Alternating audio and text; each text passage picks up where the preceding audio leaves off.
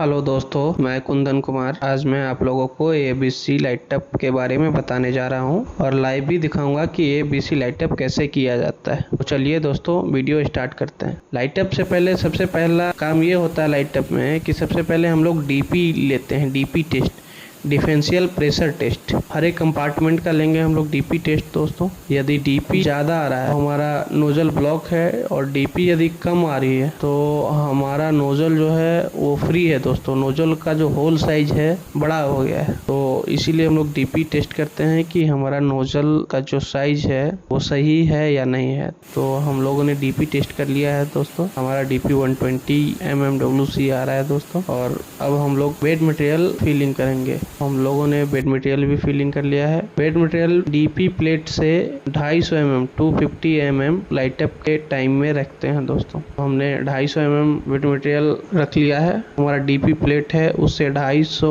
mm में bed material fill कर लिया है। बेड मटेरियल फिल कर लिया है। बेड मटेरियल फिलिंग के बाद हम लोग मैक्सिमम और मिनिमम फ्लोराइजेशन चेक करते हैं। दैट मीन्स मैक्सिमम फ्लोराइजेशन कितने एयर फ्लो में और कितने विंड बॉक्स में मेरा मैक्सिमम फ्लोराइजेशन हो रहा है, और कितने एयर फ्लो और कितने विंड बॉक्स में मेरा मिनिमम फ्लोराइजेशन हो रहा है। तो ये हम नोट डाउन कर लेंगे।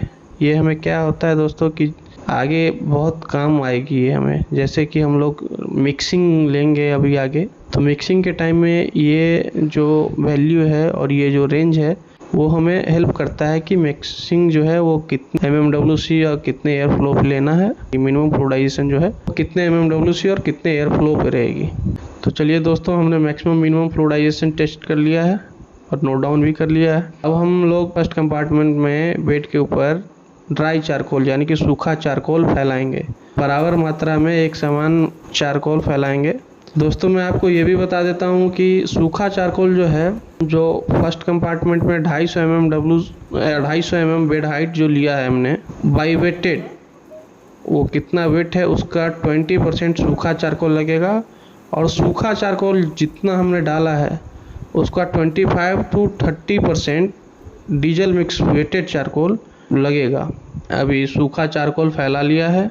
सूखे चारकोल के ऊपर से दोस्तों डीजल मिक्स चारकोल फैलाएंगे। जब हम चारकोल फैलाते हैं तो उस समय हमें ध्यान में रखना है कि फर्स्ट कंपार्टमेंट, जिस कंपार्टमेंट में हम चारकोल फैला रहे हैं, उसके चारों साइड से, दैट मीन्स चारों बॉर्डर से लगभग 1 फुट दूरी बना के रखनी है। 1 फुट दूर से ही हम लोग चारकोल फैलाएंगे। ये 1 फुट डिस्टेंस रखना है दोस्तों। यदि नहीं रखेंगे तो क्या होता है कि साइड में प्रॉपर बबलिंग नहीं हो पाती है दोस्तों स्टार्टिंग में।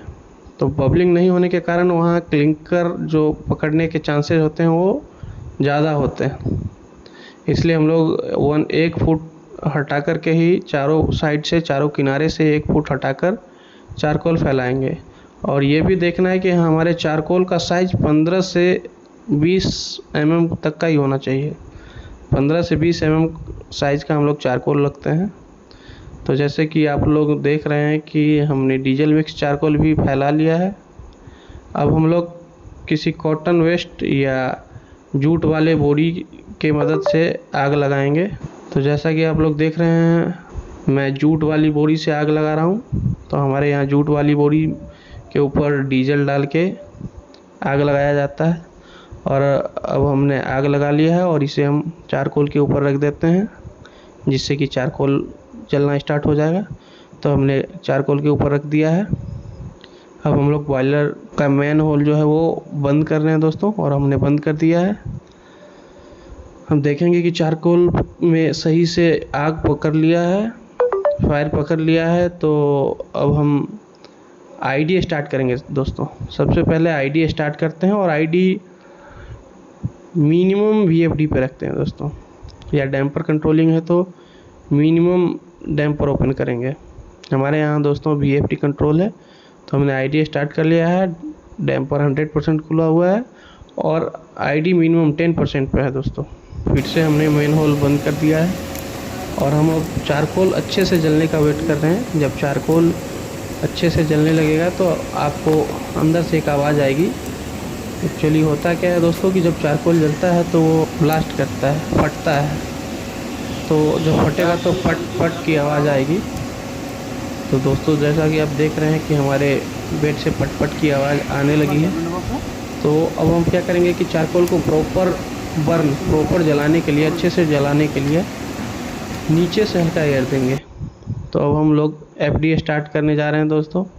और अब हमने एफडी स्टार्ट कर लिया है, साथ में पीए भी स्टार्ट कर लिया है। एफडी का डैम्पर 100% खुला रहेगा। और हमारे यहाँ दोस्तों एफडी भी बीएफडी है, इसलिए हमने damper suction and discharge damper 100% खोल के रखा है। और एफडी भी मिनिमम बीएफडी पे दोस्तों 10। और इस टाइम में हमें ये चीज़ देखना है दोस्तों कि फर्नेस ड्राफ्ट 0 ही मेंटेन करेंगे। हो सकता है तो थोड़ा सा प्लस में ही रखेंगे, फिजिकली देखेंगे। फिजिकली जब तक 0 मेंटेन नहीं होता है तब तक हम लोग मेंटेन आईडी कम करवाते जाएंगे, या नहीं तो डैम्पर क्लोज करवाएंगे। तो अभी हमारा फिजिकली 0 ड्राफ्ट है दोस्तों, देख रहे हैं ना, ज़्यादा बैक आ रहा है ना बैक आ रहा है और ना सक्शन ज़्यादा ले रहा है। दैट मीन्स 0 ड्राफ्ट मेंटेन है मेरा। अब हम क्या करेंगे, अकॉर्डिंग टू चारकोल हम लोग हल्का हल्का एयर बढ़ाएंगे जब चारकोल अच्छे तरीके से बर्न हो जाएगा। जैसा कि आप लोग देख रहे हैं कि मेरा चारकोल अच्छे से बर्न हो गया है, एकदम बेड के ऊपर चारकोल का जो कलर है वो पूरा ऑरेंज हो गया है। अब हम लोग क्या करेंगे कि मैक्सिमम फ्लूइडाइजेशन एक बार मिक्सिंग लेंगे मैक्सिमम फ्लूइडाइजेशन पे, जो हम लोगों ने मेजर किया था मैक्सिमम और मिनिमम फ्लूइडाइजेशन। तो मैक्सिमम फ्लूइडाइजेशन पे कुछ सेकेंड्स के लिए हम लोग मिक्सिंग लेंगे, जिससे कि हमारा चारकोल बेड के अंदर में अच्छे से मिक्स हो जाए। और जैसे कुछ सेकंड्स के लिए मिक्सिंग लेकर के फिर से हम दोस्तों मिनिमम फ्लूइडाइजेशन पे ले आएंगे। और जैसा कि आप लोग देख रहे हैं हमने मिक्सिंग ले लिया और मिनिमम फ्लूइडाइजेशन पे अभी ले आया है। और अब हम लोग वेट कर रहे हैं कि टेम्परेचर मेरे बेड का जो है वो राइज करेगा। और धीरे धीरे हमारा टेम्परेचर राइज भी कर रहा है। अब मेरा टेम्परेचर, हमारे बेड का टेम्परेचर लगभग 550 के अप्रॉक्स में आ चुका है दोस्तों। 550 के प्लस में आने के बाद हम लोग कोल बर्पिंग करते हैं दोस्तों। कोल बर्पिंग में होता क्या है दोस्तों कि कुछ सेकंड के लिए हम कोल फीडर स्टार्ट करते हैं फिर बंद कर देते हैं। और जब स्टार्ट करके बंद करते हैं तो उस समय हम O2 पे ध्यान रखते हैं कि O2 मेरा ड्रॉप हो रहा है, डाउन जा रहा है कि नहीं। O2 को ऑब्जर्वेशन में रखते हैं। यदि O2 मेरा डाउन जा रहा है दैट मीन्स दोस्तों इसका मतलब ये है कि मेरा कोल जो है वो फर्नेस के अंदर में जलना स्टार्ट हो गया है, बर्न होने लगा है।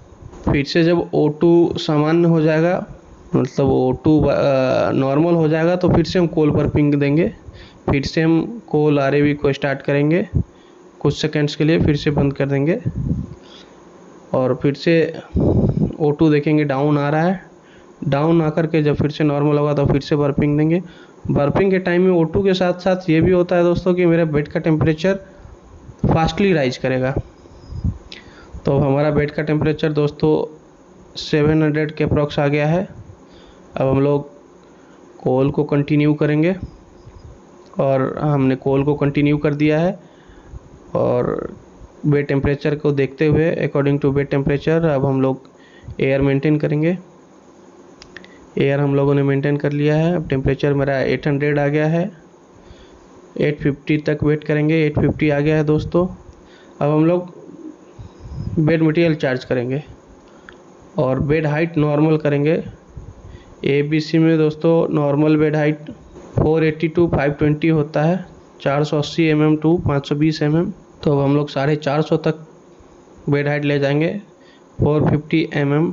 तो अब हम लोग धीरे धीरे चार्ज करना स्टार्ट कर दिए हैं दोस्तों। जैसे जैसे टेम्परेचर आएगा उसके अकॉर्डिंग चार्ज करेंगे और एयर फ्लो बढ़ाएंगे, साथ में फीडिंग भी बढ़ाएंगे।